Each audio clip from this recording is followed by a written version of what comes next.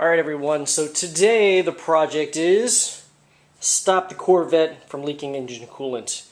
The other day I parked it and, well actually I was working on the wife's car and I smelled engine coolant and I was like, why am I smelling engine coolant while working on the car? And I realized there was engine coolant on the floor of the garage and I went crazy trying to find out where the leak was coming from in the wife's car, and then realized that the coolant was orange in color, which is the color of Dexcool, which is what GM puts in their engines.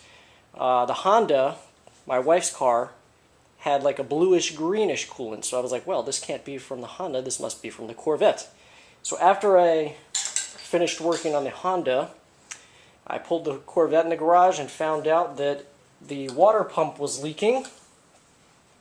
And the way I determined that was by turning the car on, waiting for it to leak, and it was actually dripping just underneath where that pulley is for the water pump. So that means leaking water pump. I looked around to see how much I could get another water pump for. If I ordered it on Amazon, it was $250 for an AC Delco replacement water pump. This water pump is a CarQuest.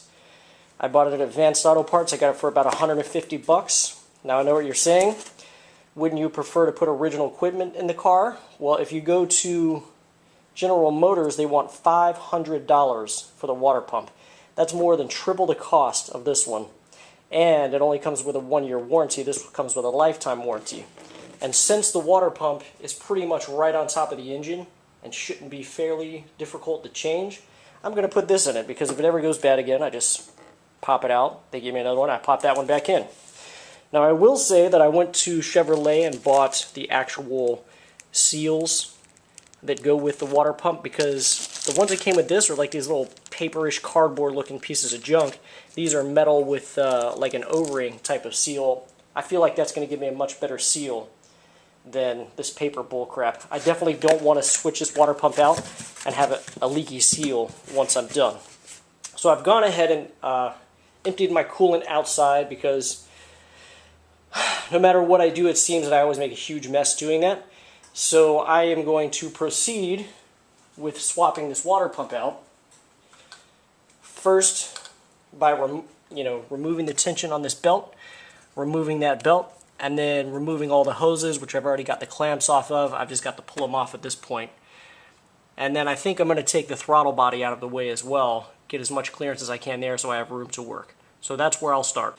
Okay everybody, so I've removed a few pieces. The front air intake and the little, I don't know, rubber piece that goes between that with a MAF air sensor and everything.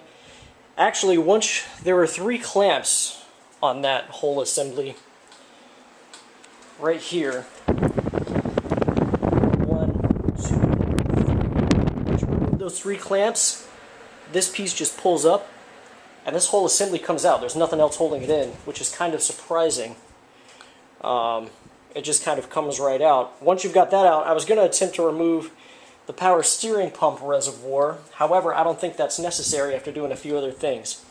I went ahead and removed the belt tensioner. There's 2 15mm bolts to hold that right there. Use this more of like a pointer. Then you've got your hoses, the 3 right here, 3 there, 1 there. I've already removed that one, as you can see. I've removed the belt, obviously.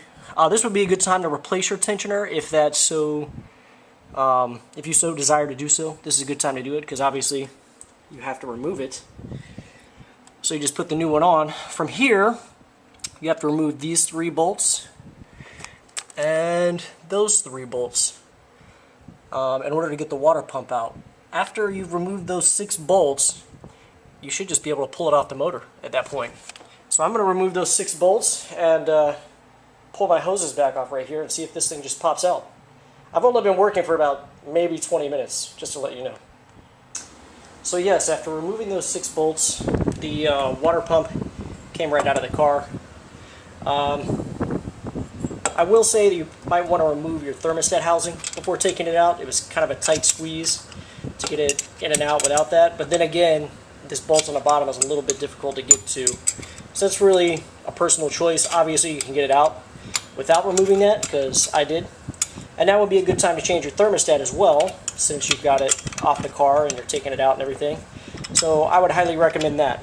From here, it's just a matter of putting everything back where you got it, putting the new water pump in, and topping off your coolant. So I hope this video helped you out, and if you have any questions or anything, feel free to put those down in the comments. I'll do my best to answer them. And yeah, make sure you like this video, subscribe to my channel, share it with your friends if you know somebody who might be having this issue with their car. And again, thank you for watching. Alright guys, there's one last thing I'd like to add to this video before signing off. In order to, it may be a little tricky to get those new seals in there, so what I've done is put 2 of the bolts through and then slid the gasket over top of those bolts, and then I'm going to take those bolts and put them into the bolt holes in the block, which are right there. Thread them in just a little bit, and then I'm going to come around to this side and do the same thing, because this side is a lot easier to access, as you can see. It doesn't have all the crap in the way that that side does. So I'm going to do that side first, just get it started a few threads, then come over here and do the same thing over here. Another thing to note is that when these, when you're looking at the motor from the front of the car, the one on the right side is going to go on like this, the one on the left side is going to go on like this. So this flat piece is going to be up towards the top, and the circle piece is going to be towards the center. That kind of helps you out with getting everything aligned.